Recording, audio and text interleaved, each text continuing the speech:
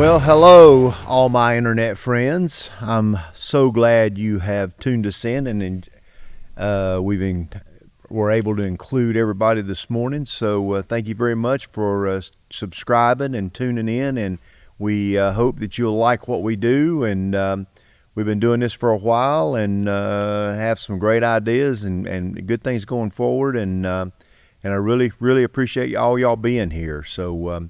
We want to talk about collector cars. I mean, we've been bringing it up. We're trying to introduce and claim collector cars as an investment class. We really feel like it is. It has been for us, and we're seeing it more and more and more.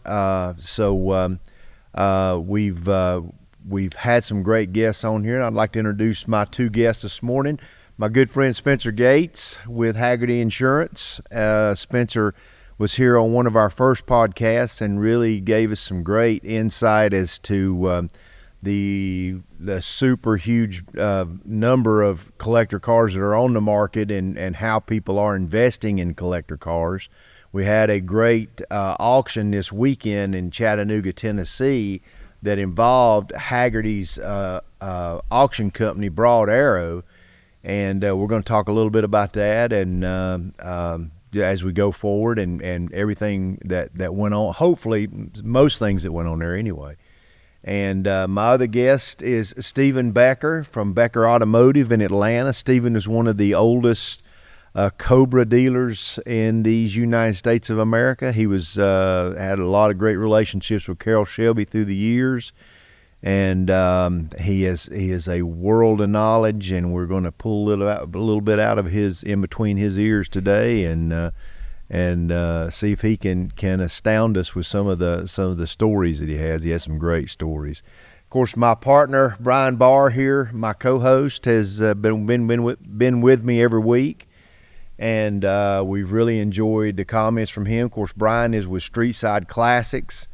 A dealer of collector cars all over. They have six stores locations around the country, and they see every day people that have decided to invest a little bit of their money in these old collector cars. And the thing about it is what they've seen, and we're going to get into this as we go forward here, but what they've seen is how this is not only just an investment, a how much money you made on a piece of paper type of investment, but also a hobby.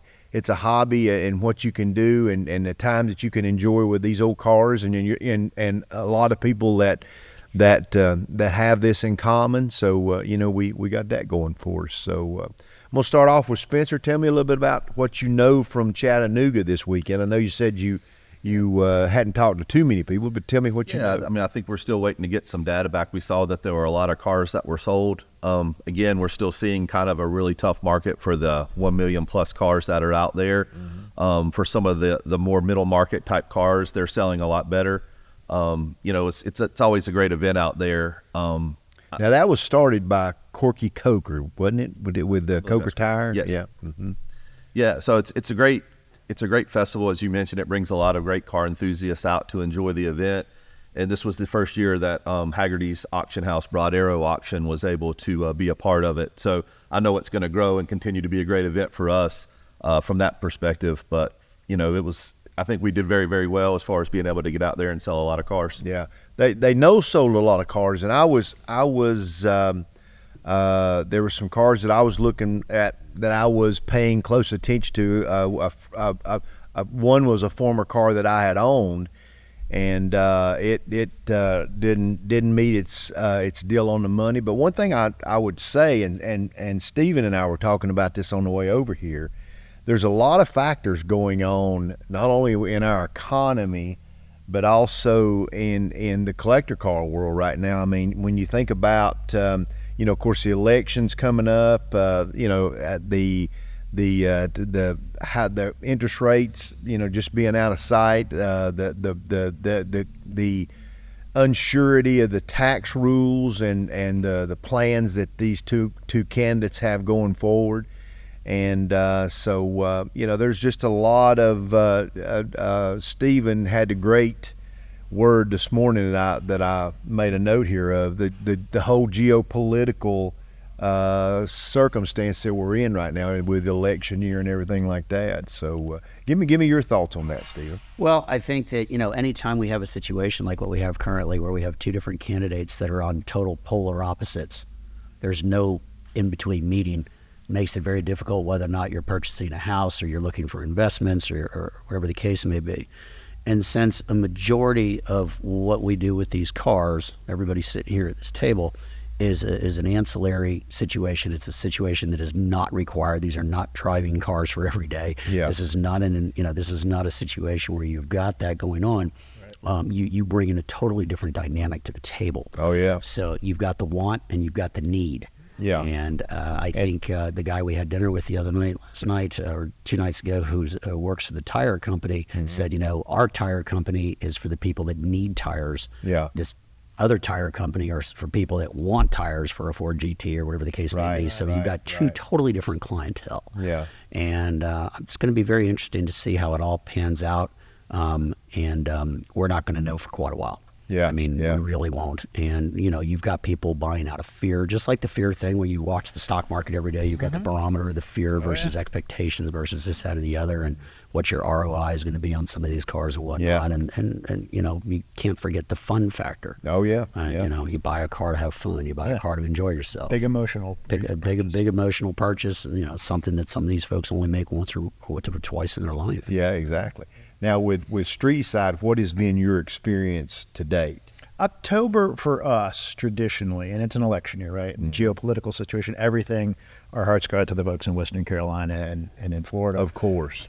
We've got a store in Tampa. We were closed. Yeah. Obviously it affects business. It's terrible what's happened.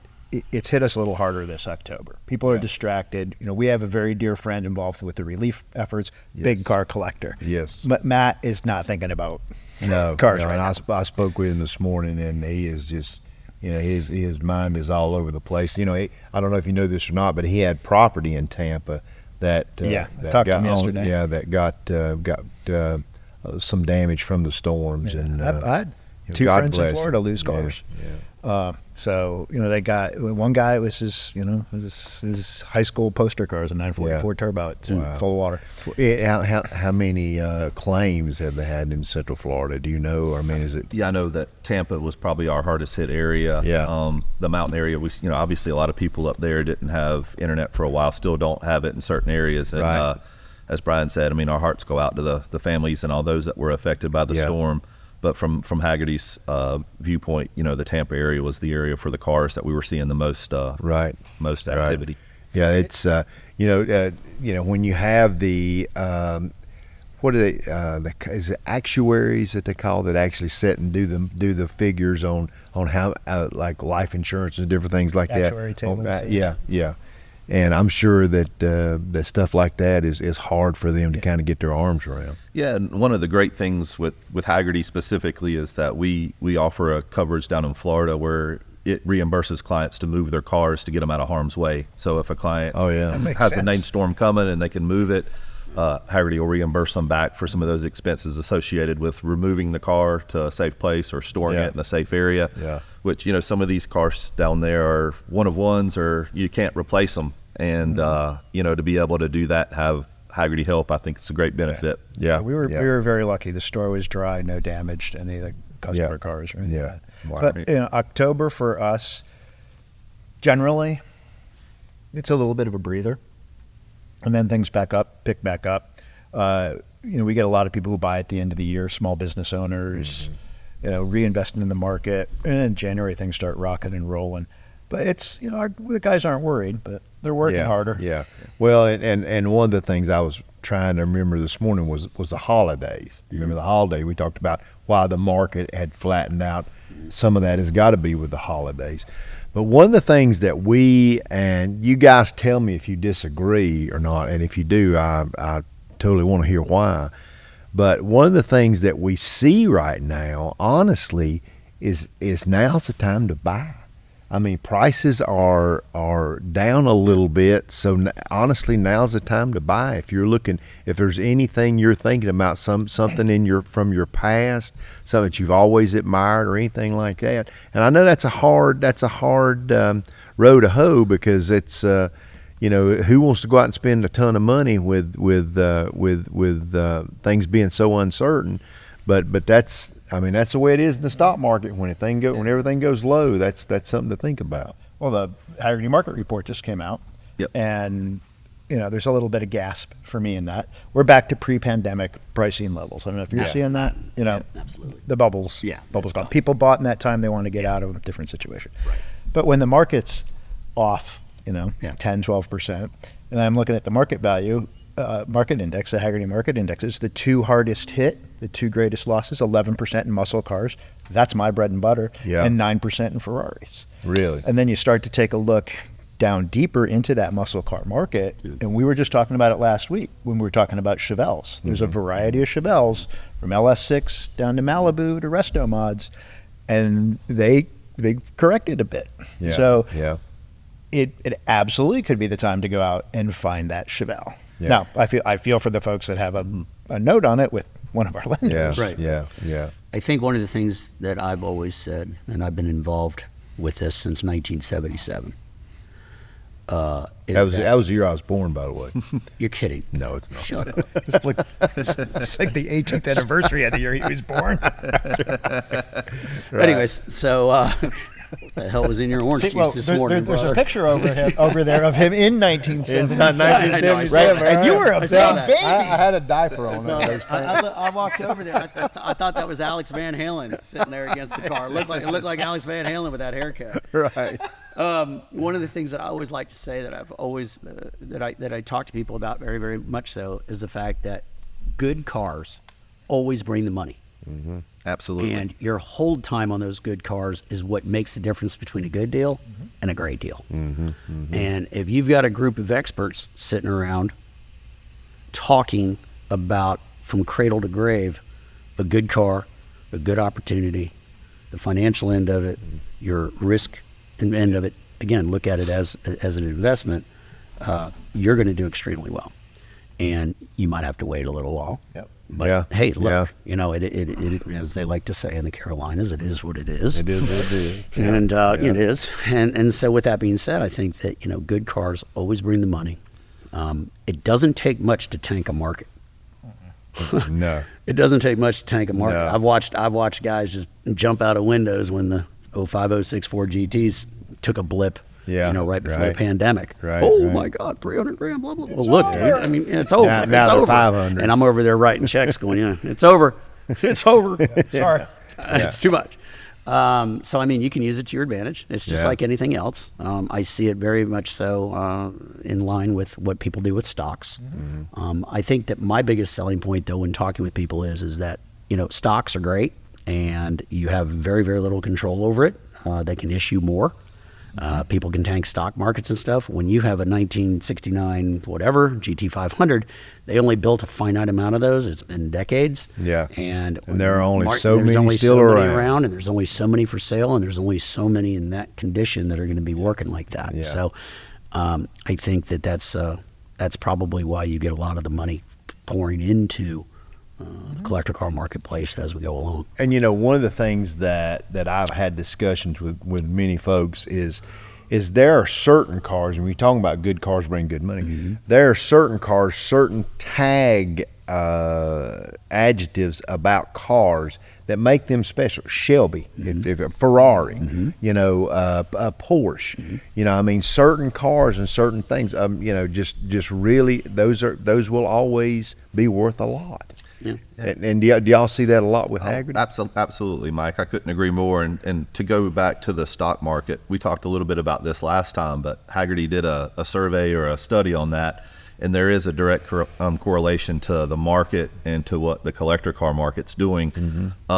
We really look at it. You look at it from an investor. When the market gets kind of low or it goes down, people get nervous. There's that fear factor that comes in. Yeah. But a lot of people look at it as an opportunity to buy, as you mentioned, Mike. Yeah. And to me, I think that's the ones that are successful. They look at this as, hey, while the cars are down, let's buy it. And then to the point earlier about the bubble burst in there, I mean, you got a correction period there. So in that correction period, it's going to happen just like the stock market. Like everything. So so you can kind of follow that. I think the interesting thing this year is just throwing in that election in there. Oh yeah, and seeing what that looks like. And then here comes the hurricanes, and here comes the all the stuff like that. You know, years ago, and this was back when I think my first collector car was that black one right there, and this was when I had that car. But my wife and I were business owners really for the first time ever, and this was back in about 07, 08. And I really wanted to learn the stock market. I mean, I felt like that my future was going to be based around what I could learn, not necessarily learn as far as spending money but just learn about it. So I went and I took these classes, and I took every class that I could find, and really learned a lot about the stock market. You know, one thing I did learn is when it goes down, it's going to come back up. I mean, it's never, you're very seldom ever going to have a car, or very seldom ever going to have a stock from a big prosperous company that is worth zero and will stay. It's never going to be worth any money anymore. Right. That'll never happen. Right. You know, it always has a tangible value to somebody. And there's when you think all the money's gone, the money ain't gone nowhere. It's just been reassigned. Yeah, and there was an interesting article I read with Haggerty where it talked about people getting into buying their first collector car, and the best advice I've heard or been read or been given is buy a car that you like and that you want. You know, don't try to guess the market. You know, get something that you're going to enjoy. It's a passion asset that you can enjoy, but hopefully it'll make some money over time. But just like the stock market, you don't have a crystal ball there that's going to tell you sometimes what it's going to do. And I've talked to some of the biggest collectors out there that sold cars they wish they would have kept, and kept cars they wish they would have sold. Oh, and you said I've heard you say that. Oh yeah. Well, and you want to buy the very best that you can afford of that particular car. Yeah. With what's going on, especially after the pandemic and everything, we lost a tremendous amount of talent, not only to death, but just to people just walking away from it during the pandemic, as far as restoration, as far as engineering, as far as restoration parts, you know, parts and pieces that would come over from Taiwan and China and Japan. So that stuff's all gone. The molds are gone. All this stuff is gone. So now you have reproduction parts that are bringing NOS part money, and the NOS part is just stratosphere. Yeah. They call it unobtainium. Yeah. So with that being said, you want to try unobtainium. That's what they're built out of now. So with that being said, that's what you want to do. You want to try to, you want to put as much money as you can into that car. You want to find the very, very best of that particular make, model, year, color, whatever. Yeah. Because otherwise you may be chasing yourself. Very much so. I think you asked too, Mike, about like modifications and things like that on certain.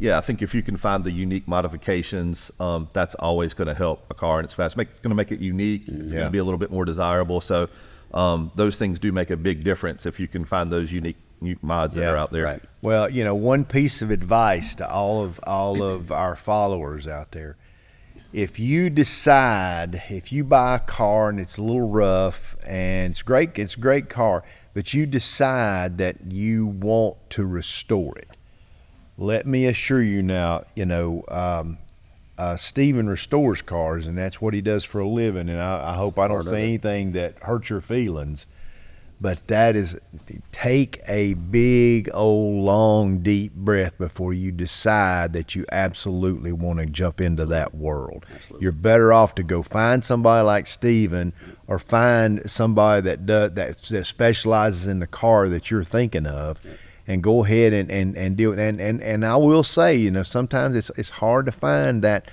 honest guy that will treat you right and be, you know, charge you right and everything like that.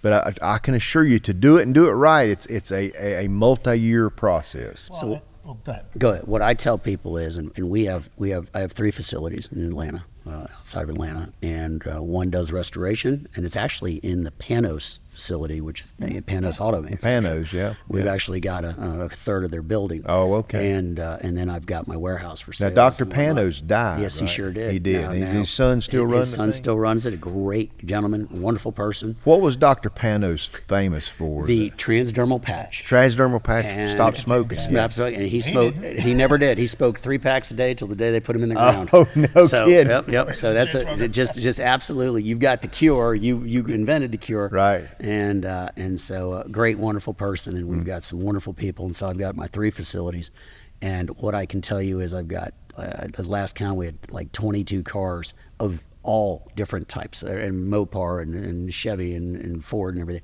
that are awaiting various stages of restoration, repairs, etc. And I just like to tell people I don't want to walk in with an open checkbook, but I need them to understand that just like any other costs, your car value is going to go like this. The cost of restoration is always going to go like this. Yeah. You're never going to have a guy that says, "Hey, on sale today," blah blah. And if you do, paint. Yeah, right. And if you do, you better run the other way. So I probably get 10 calls a week from people saying, "Hey, I've got XYZ, and I want to send it to you to restore." And I'm like, "Well, we're probably a year and a half out." Like year to year and a half before we can take your car in. Right. But that doesn't mean we're going to get it. We're going to get right on it. Yeah. So we take reservations and stuff. And I tell people there's a few things you need to remember on restorations. First of all, if you call a restoration shop and they say, "Bring it on over now," There's a reason. run. Yeah. If they say, "Bring it on over in 6 months," run.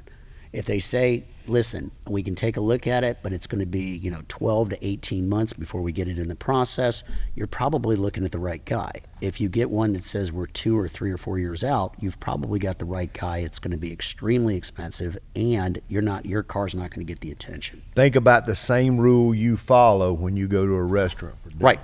If Same idea. the folks are lined up out the door, that's where you want to eat. That's right. If there ain't no cars in the parking lot, run. That's exactly right. Exactly. So, The metal doesn't know if it's a Datsun or a Dell, no, it does not. right? No, it doesn't. It's- And neither do the craftsmen to a degree. Yeah. I mean, we do Shelby aluminum bodies. We do everything, which a lot of people don't. We work with lead, which isn't even legal anymore. And Yeah. we work with lead Yeah. because we have lead workers and stuff. And we're very, very careful about what we do. And the relationship that I have with each one of these clients, I want to say that 95% of my clients become friends. Whether or not they buy a car or sell a car through me or have me represent them somewhere, or we restore it or repair it, and so that's very, very important. So Stephen, if you've got the investor or the collector that's getting the car and they're wanting a restoration project done, Yep.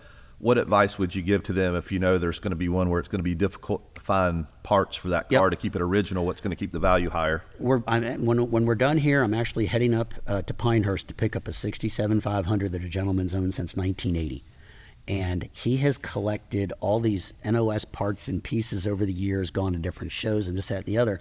And when I showed up there, he's got 25 or 30 parts inventoried, NOS in the Ford boxes, ready to go. And he said, "You're probably not going to be happy because you can't make any money except doing the labor and stuff." And I said, "Dude, I am ecstatic.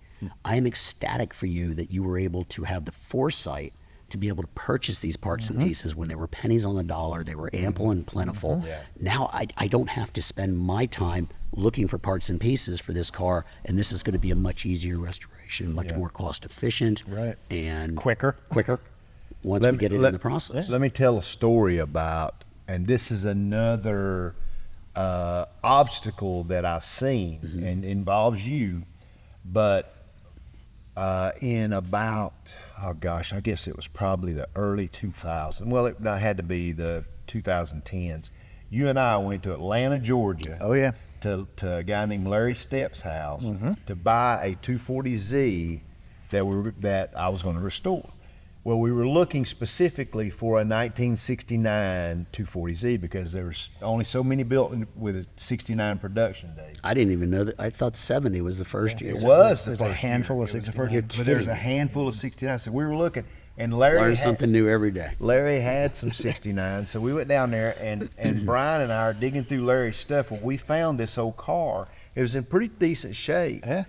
1969 240Z. Okay, it was a title as a 1970, but it had a 1969 production. And there are different, literally different stampings for the rear trunk. Right. Oh, I'm sure they it's are. all kinds of different parts. Right. of people. So I decided that's our car. So I make a deal with Larry, buy the car, I bring it here. I spent 8 years on the restoration. 8 years. I mean, it went to California. You got off light. Oh, I know. 8 years for restoration. That's where I heard Datsun or Delahaye. The metal doesn't know. Yeah, exactly. But Scott's honest truth. But anyhow, so wallet we ended up with the car, took it to Monterey, and sold it with the Datsun collection one. And so I'm thinking to myself, I spent 8 years in this car. It's a 1969. It's worth $500,000, right? Wrong. What had happened is that generation had passed on. Right. In the time that it took me to restore the car, because I was probably on the tail end of that generation, even wanting the car to start with. So I mean, it brought $130,000, which was a lot of money for a Z car. Right. And it was a perfect car. Yeah. And So let me give you an example that but everybody that was around that the was a table- whole that- nother I mean, equation. That is absolutely true. So the Ford Thunderbird 55 through 57 people were absolutely insane, ecstatic in the 70s, 80s, 90s, and Yep, early 2000s. right. Mittner. Then they started to age out, die, et cetera, et cetera. Amos Mittner, yeah. And what had happened was Ford caught wind. They caught on the end of it. They introduced in '99 the prototype Thunderbird. It was absolutely gorgeous. It was an amazing car. That and in the 49. in the 49. Remember that? That's the one they should have put in production. And by the time the Thunderbird came to fruition in 2002, not only have most of those folks that supported it moved on, but the bean counters at Ford got a hold of it and started putting Ford Tempo switchgear in it and a headlight from a Taurus and a blah blah blah Parts bin. and a parts bin, and they made it into a rent-a-car the day they built the car, Yep. which really alienated the remainder of the 55 through 57 Thunderbird club. Right. And it was a horrible thing, and they crapped on Ford for it. I mean, Ford carried the car for 4 or 5 years. They did And they didn't sell Marcus hardly editions, none they of did them. 007 editions. And I'm going to tell you something. You can buy those cars for dimes on dollars right now. They're never going to hold any, and I'll put my reputation on this one. You're never going to see one of those cars bring $150,000. No, I agree. We trade a lot of those. Oh, yeah. A lot of them. There's definitely a certain buyer Yep, for them. yep. It's a memory classic. It is a right? memory classic. because it's really a new car. It's a Yep. convertible Taurus or Yep. whatever you want to call it. Right. They're not terrible cars. No, They they're drive not. nice. And in '05, Ford did a better job of replicating the Mustang, the old Right. Mustang, Oh, yeah, right. than Oh, they ever yeah. did Yeah. replicating the old Oh, yeah. Thunderbird. But Well, they kept the bean counters away. Yeah. Because if you look at the '99 prototype for the Thunderbird, if it Yeah, came out spectacular. looking exactly like that, the way it was, the way it Yeah. was set up with the engine and It stuff, would have been a whole lot like that. oh yeah, they would have sold a ton of them. yeah. But it's even the 55 to 57s and the retro They're down. birds. They're down. down. F-birds. I've got a supercharged 57, Yep. and it's difficult to get rid of. Yeah. But you know the reason for that is, and it gets right back to my equation of that guy, that little 20-year-old that walked in that dealership in 1957, slobbering over that car, just thinking how great it was. He's 80. He was born in 1937. Okay, right now he's 87 years old. I mean, there's not many of him around. No. And the thing about it is, so that bit of desire for that car is gone. And like I said, that was my whole point on the Z car. Is it took us so long to restore that car Right. that we basically the craze passed. Yeah, the time passed. I mean, the time passed of people around that even wanted that car. We talked last time a lot, Stephen, about younger generations getting involved with cars and buying newer cars. I'm really curious from your side of the house, what, as you start to see these technicians and these skilled craftsmen that work on these cars kind of age out and get out of the business, what do you see the industry doing to make sure that we're still putting people in place that can take care of some of these really valuable, nice cars? So I think that you have organizations such as SEMA that do a great job. You have Y-Tech, you have all these, Wyoming Tech, you have all these different places that are very, very much so trying hard to bring in the next generation. We are actually getting fought, the biggest fight against the muscle cars and against those type of situations is the actual government. It really is. At this point, it's the local and the state, and they want to outlaw it. They want to tax it to death. They want to, Hence the reason Shelby had to go to the Las Vegas. Shelby had to go to the kit car Yes. rules and regs Yes. to even be able to build a Yes. Cobra. Yes, yeah. So I think that we are fighting a battle on several fronts of aging out. We're fighting a battle that the new generation is a plug-and-play generation. Oh, it's God. a hit the button and we want it in 30 minutes.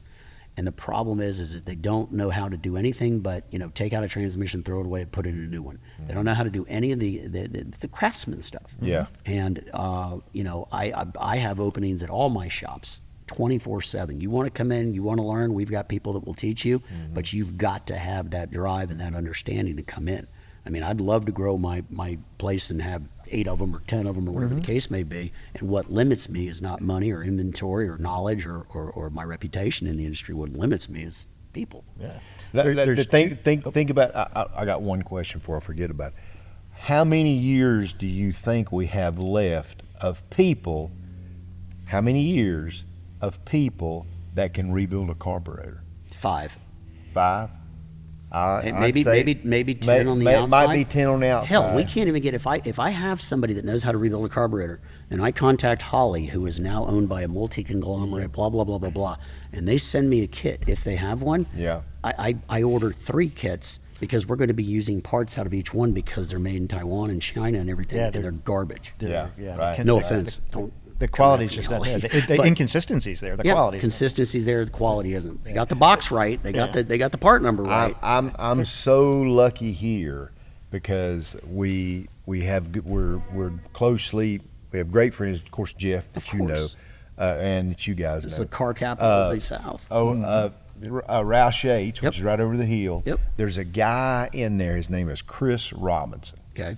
And he is their carburetor guru. He has a whole little corner of the engine shop with an old Roush dyno or an old Roush flow bench that he has. And he builds carburetors. When I had the 432 here, I pull off those 3 carburetors, The 4 Macounies. carburetors, Yeah. 4 valves, 3 carburetors, 2 camshafts. Yep. But I pulled the 3 Macounies off and handed them to him. I said, "You know much about this?" And he goes, "Not really." He said, "But I can do anything." So when I was working for They were DEI, crisp as a dang anything. when I was working for DEI and I had this 3-liter 911 RSR, Right. track car. Right on. It was a blast. Right. But like I was having some throttle response issues, and I had Webers, not PMOs, original Webers. Right. So I took them into the carb shop at DEI when I was working there. Got them back. They were the best. Yeah, I know I'm cracking. So, Yeah. that's my aging bones, not the water bottle. But This is knuckles. Yeah, you're talking about. There's 2 good sources for young people that I see that give me hope. Right. UNOH, University of Northern Ohio. Okay. A buddy of mine's in faculty over there. They are teaching mechanics, motor programs. Our buddy, Wally McCarty. Oh, yeah. Wally would actually be a great guest. He's working with them to develop this young talent. And then McPherson College out in Kansas. And it's a great place. I want to go out there to one of their like upholstery classes or a metalworking class for the summer education. But I see a trend of younger people starting to finally realize that sitting behind a computer is not all there is in the world. Are you seeing that? Or? Yeah, to some extent. I think a lot of people still like the technology, the push Oh, yeah. stuff. But Yeah. there is a certain segment that kind of likes to get out. The only way we're going to get those people out from behind the computers, and I've got 3 children, and 2 of them are pretty computer. Well, one's We honestly hope one's- these folks never make it out from behind the computer. No, I understand that. I get it. When you can get a PhD in computer engineering, like my son is, my oldest son at Clemson, it's very hard to say step away from the system when they're making X amount of dollars and doing these decisions and stuff. But he's a car guy, and he runs my website and my social media. He does a wonderful job. Yeah. But I mean, that's a very narrow vertical, situation. And I would do anything to be able to re-energize, because it means the survival of me. It means the survival of these cars, and they don't go the way of the dodo bird. Well, I've got one sitting across here that I'm really pleased that he can do what he can do. Oh, absolutely. He does a great job. He does. Which other manufacturers getting away from touchscreens? I literally just read this in the last week. God, hopefully all of them. It was, I think it was Those damn things. BMW or somebody was like, no, we're putting knobs back We're in for gonna put- yeah, 'cause I mean, HVAC because it's distracting. Right. It's horrible. It's great to still hear. Like I know I was reading like Porsche and a couple other the big car manufacturers. They're still committed to making a manual drive car, which I think is really cool. You know, I mean, we got to Absolutely. keep that going. Well, for sure. I think their marketing department, and I'm gonna say it up here, so I'm not doing it. I think their marketing department is looking around and seeing how well 3-pedal Ferraris are selling, or how well 3-pedal for Porsches are selling. Well, and it's starting to catch up with the battery as well, because they're starting to say, okay, there's a certain amount of people that are going to buy a fully electric car, and for everyone else, there's gas.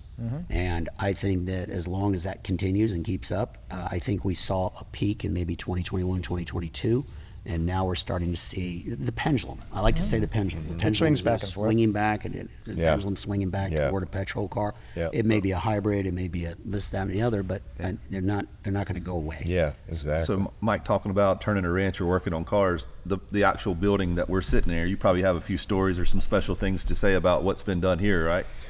Oh wow, it's crazy what's been done here. That Mike Agee was the one of the head. Him and Ernie Irvin were one of the head Dodge engine builders back in the day. Mike Agee used to rent this building from Doug Yates, or from Robert Yates, and they built Dodge NASCAR engines in here. Then this room right here was the machine shop. And when we got the building, we just basically put all our cars in here. But this was the machine shop for the Ford GT engine. Wow. There's just so much, that this building is so associated with racing. But it worries me sometimes about the craftsmanships, how much they're just going to go away. Well, I think the patina craze is partially driven by what it costs to get a body straight to paint. Yeah. Oh my gosh. I can remember when you could paint a car for $100. I remember back in the day when my dad had a body shop over in Mount Holly. For $100, he'd come in and paint your car. Now we're 200. Now it's 20,000. That's the factor. Shoot, 20,000 for the supplies. We watched paint. We watched paint go during COVID. We watched it go from 500 a gallon to 1,500 a gallon, and it takes 4 to 5, 6 gallons of paint to paint a car. And the materials alone will cost you 15, 20 grand to paint it. Yeah. Do a decent paint job. I mean, and Haggerty's got that because they got to send people out there if cars get wrecked and ruined and everything else are damaged. But it's the effort that goes in to get the panel straight. Oh yeah. It's more than prep. Than It's all prep. All prep. So 95% prep. So, Brian, when you guys bring a car in to sell on consignment, kind of what level of background checking do you guys have to do on engines, originality, those kind of things before you put it out there to sell? So the more information you have, the better. And I've seen some people who got in the hobby and they're like, oh, what's this notebook? And then the car comes and they're claiming what was done to it. And I'm like, dude, when it sold at Meekum or wherever it came from, that's important stuff. Yeah. Right. And I've seen people go to the nth degree. I have a friend who has a Lamborghini Espada, and he could fill the table here with 3-ring binders for every subsystem in the car and everything he's done. Over the top. Right. The major drive components is what we like to see receipts on. There's a lot of guys that build stuff their own, the guys that keep the receipts, right? Oh, it's got forged internals. Well, there's a risk as a dealer. Of course. If I sell that car, even with an as-is statement, somebody pops the head off and there's like, oh, that's not what you said, and I'm buying a car back. Right. And I don't want to do that. So the more documentation you have, the better it can be. There's things we can do, check casting numbers, date codes, suffix codes. Chevrolet in the 60s and 70s did us a huge favor with their cowl tags and putting VIN numbers and everything, decoding a Corvette or a Chevelle or something like that. It's pretty easy to figure out what's there. So we're talking about kind of cars as a passion asset. I'm going to put both of you guys on the other side of the table. If you were going in to buy your first fun collectible car, what are some key things that you would want to make sure that you did your homework on before you bought that car? Good question. Ask your wife. That's another That's another episode. Meet with your banker. Meet with your priest. Make sure your taxes are paid up because whatever you're going to purchase is going to tax you. And so I think that that those would probably be some of the main things. I mean, the looky-loos, the guys that come in, we've got professional tire kickers, by the way. We have professional tire kickers. You can just identify them with a voice on the phone. And you know where these guys are coming from. You know they're never going to buy. You never know it's going to go on. But I mean, I think that They're a source of great reviews, though. they are. Because they love you. They Oh come yeah, in and they they're love you, and give me a absolutely, review. absolutely. Give me a review. And so I think the main thing is that whether or not you're buying a house, whether or not you're buying a car, a collector car, whatever, do your homework. Buy what you love. Yep. Buy what you like. Don't buy what the market is telling you is the hot car to buy. Yeah. Don't speculate. Don't I agree. speculate unless you're going to get in and out so quick that you don't even know what's happening. Right. And be realistic, right? Very. Like of your own capabilities and Right. knowledge. Right. Right. We were talking on one episode. We're different than a Toyota dealer, right? Oh, absolutely. Right, because we Absolutely. want to transfer all the knowledge and as transparent as we get. It's Right. different. It's an emotional purchase. Right. Buy something you love. Yep. Absolutely. Know your limits. Yep. And seek out an expert. And there's plenty of them. I have Get a PPI on the car. Yep. Right. And just know if you really dig yellow and you want a yellow car, get it. But if it's not a Ferrari, Right. that's going to affect your Understand resale. it. So Yeah, I've got a yeah. very good friend of mine that owns 27 Kia and Honda dealerships across the Southeast. The guy's name's Lou Saab, and he's a big car collector. And Lou once told me, his son told me that the biggest thing that when somebody comes in to buy a Honda is they want to know how to use the info system. You could talk about, Mike Saab told me, you could talk about the motor, you could talk about the safety. That's already been built into the car. It's a expectation. It's an expectation, and you just move it from there. And so, your salespeople of the future, your salespeople today, are not selling you on the entire car. They're selling you on features or whatever the case may be. I remember back in the 70s and 80s, the warranties were the big thing. Oh, yeah. I remember Rick Casey was a good friend who's since passed. He was a huge car collector, and he was, a huge dealer. And Rick used to tell me that, when he was one of the only Hyundai dealers in the country in 1986, and their warranty was like, 3 months, 3,000 miles. And he was the one that went in there and he said, I'm going to build a warranty company and I'm going to put a 10-year, 100,000 mile warranty on every one of these cars. And he put it back in the manufacturer's face. And he said, now it's up to you guys to build a car that's going to last that long. So, so warranties used to be a huge thing. I don't even know what a warranty is on a car anymore. I really don't, because at this point they're built to such standards that if you have to have a warranty, usually it's a major issue that they can identify and move on. Yeah, that But- reminds me of what you're saying there about the entertainment system. Reminds me of being an old salesperson back in the day. We used to sell Yellow Page ads a long time ago. And they always had a saying, and it never really occurred to me till just now, honestly. The old saying was sell the sizzle, Right, sell not the the steak. steak. Yeah. Yeah. And that's Yeah. that's basically what you're doing. You're selling. You need to have a backup when you buy one of these cars. When you go there to buy a car from him, you come here to buy a car from me, chances are it's not going to stay in the area. So make absolutely sure that not only do you understand what you're purchasing, but that you have Haggerty for your insurance. Yep. Biggest insurance company, McKeel, biggest guy in the world as far as that goes. Good friend, good guy. You want to make sure that you have a mechanic.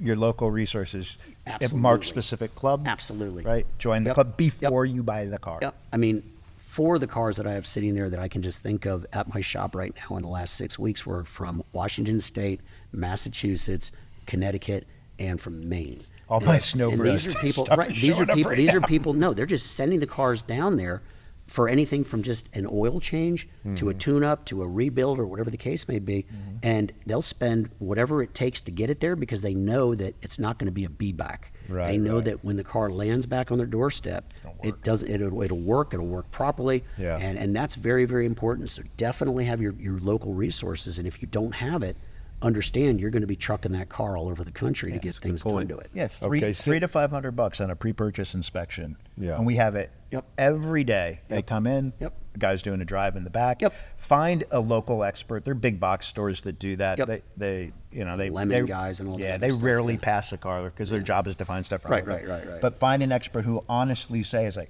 hey, this is a car's got great bones. Yep. Right. Yep. If it needs new front suspension stuff to be up to par, I would flush the fluids and Yep. I'd rebuild the Yeah. carb and go on Yeah. down the highway. Yep. That's the guy you want to do your purchase. You gotta, before we get out doing this, and we're getting down to our last 15 minutes here, but you gotta tell me some great Carroll Shelby stories. I know you've been around him or were around him for so many years, kind of like Bill Dembesti. Absolutely. So, yeah. And Bill's a wonderful person, a great friend, one of my best friends, and he's a huge champion and supporter of the muscle car movement. He bought the Carroll Shelby Engine Company from Carroll when he was alive. Big things. So a story about Carroll Shelby. We're going to keep talking. I'm going to come back on that one in just a second, because I got so many stories. I mean, when I was 10 years old in 1977, I wrote Carroll Shelby a letter, and he wrote me back. I wrote him another one. He wrote me back. There's a backstory about that. And the fourth or fifth letter he wrote me, and I told him that I knew where these cars were, and they were coming up in value. And he wrote me back and said, well, let's do business together, and I'll send you the money, and we'll title it in my name in California and whatnot. And we sat at Pebble Beach in 2010. Marquee was the Shelby, and they had the 20 most important Shelby automobiles on the 18th hole, and Craig Jackson had his car. That was when I've got a picture of Bonder on it. I had a 67 500 that I had bought for the original owner that had 9,000 original miles that was on there. And we figured out that between 1977 and 2010, that Carol and I together had probably bought and sold over 2,000 cars. Oh, wow. So I've been filing tax returns since I was 12 years old. Yeah. And you hear that? Pay your taxes. And don't forget your taxes when you buy a car, because they're going to tax you. I don't care what they say. The plates might be cheap, but they're going to catch up with you. Yeah. Right. And so, I think that Carol was an incredible entrepreneur. Much like an Elon Musk. I would love the opportunity to meet Elon Musk. I'd love the opportunity to whisper in his ear, look, you've done all this amazing stuff with these cars and everything. Let's build a gas-powered one. Yes. Let's do one ICE. Well, let's do one Tesla ICE, right, and just stick it back in the face of everybody that's conventional. Somebody's already LS. Yeah, I know. Oh, I've I seen guarantee. That. Oh yeah, no, they have. But I mean, can you imagine that if Elon Musk all of a sudden just tomorrow just said, you know what? I talked to this guy, and I'm just going to go ahead and I'm going to put this big, ferocious, polluting, monster-eating motor. We're going to make it civil, but it's going to be the baddest of the baddest. I mean, that's kind of the thing that I see happening. But those are kind of the stories that I've got with Carol. I mean, we did a lot of crazy things. He was always of the ask, don't seek it, but don't ask permission, ask for permission, ask for forgiveness. And up until the day he passed.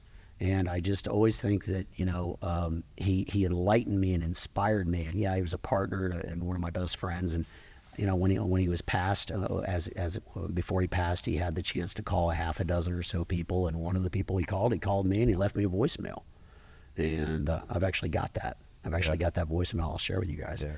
And he was in the hospital passing. He was dying, and for him to have remembered to call me and make damn sure in the voicemail to say what a pain in the ass I was, he made sure to say that. So that was very kind of him. Thank you. And so these are the type of things that we did that this won't happen again. Right. Yeah. Technology won't allow it to happen again. The government won't allow it to happen again. We are now a small world community that you push a button and stuff's here in 30 minutes, and I miss that. What used to drive me so crazy is my wife calls herself a bat widow because I look at bat every day. And look at I look at Street Side every other day, and we gotta work on that. Yeah, well, I know, and it's habit. It's nothing but habit. It's nothing but habit.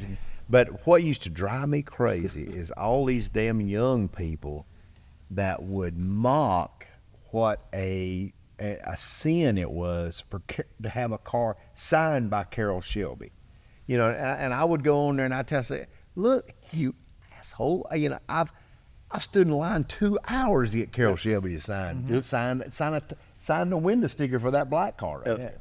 Yeah, I say, but I tell you, when that movie came out, it went away. It was like turn off the movie screen. For the car sale side of it, what did you see after the movie came out? Did you see a big uptick or a more popular? Saw a bigger uptick really with Gone in 60 Seconds with Nicolas Cage. Did you? Everybody wanted an Eleanor. Yep. And I think they still want it. They still want an Eleanor. Good Lord Almighty! I call them Ellis snores. I was an expert witness for Carroll Shelby Enterprises when they were suing, when Halicki, who's the wife, was building suing the and everything, Eleanor, and, yeah. and everything, and up until last year, and they Wasn't could she have the brought wasn't anybody. she the lady that had the Eleanor in the original Gone 66? Yeah, well, that was her husband. Her husband was the producer and the builder of the car. Right. Which From was- 1971. which wasn't a 67. It was not. It No, wasn't even it- a Shelby. Yeah. That's right. Yeah, It wasn't even a Shelby. it was a flat black it 71 was a Mach 71 Mach 1. Yeah. Yep. And it was so, yellow.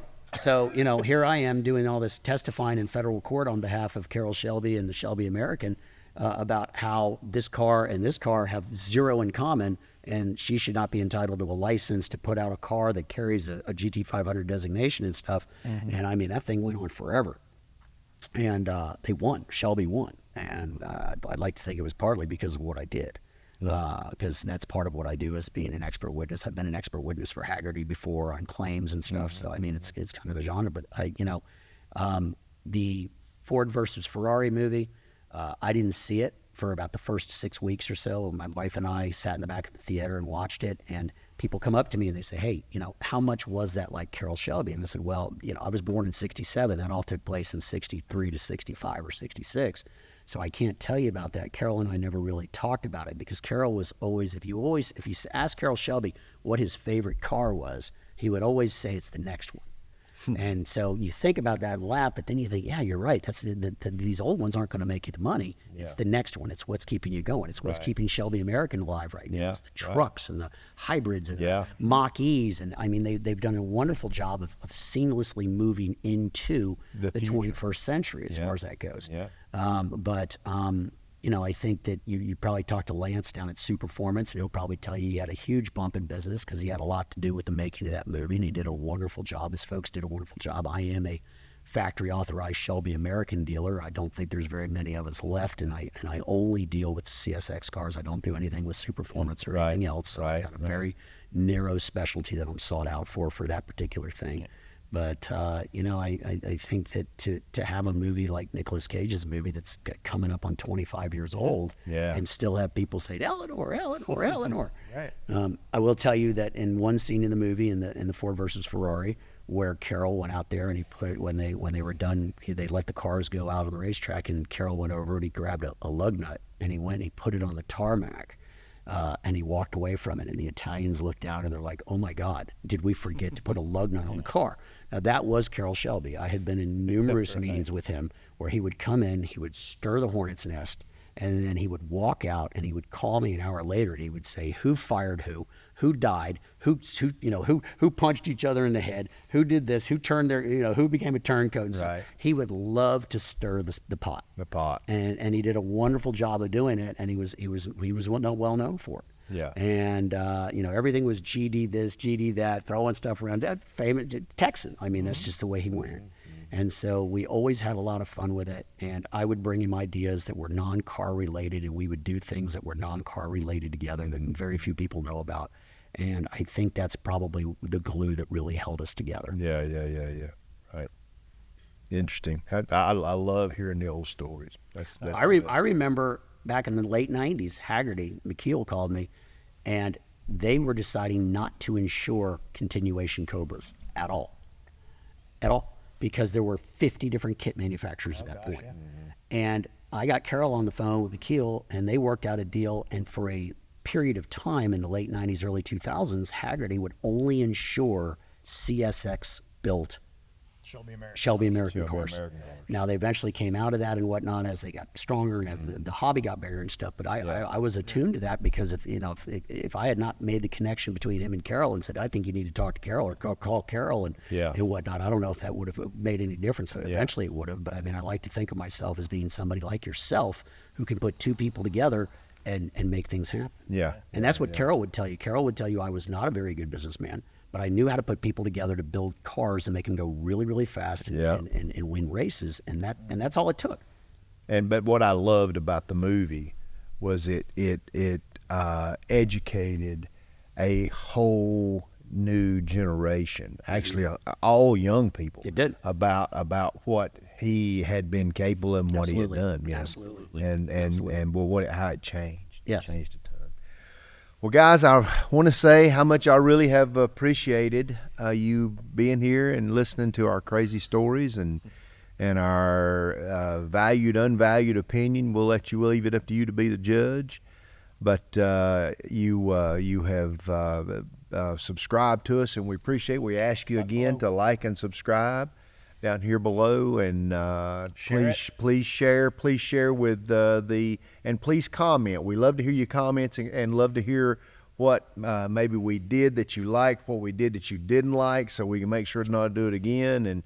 But we really appreciate that. So if you would do that for us, we would be forever grateful.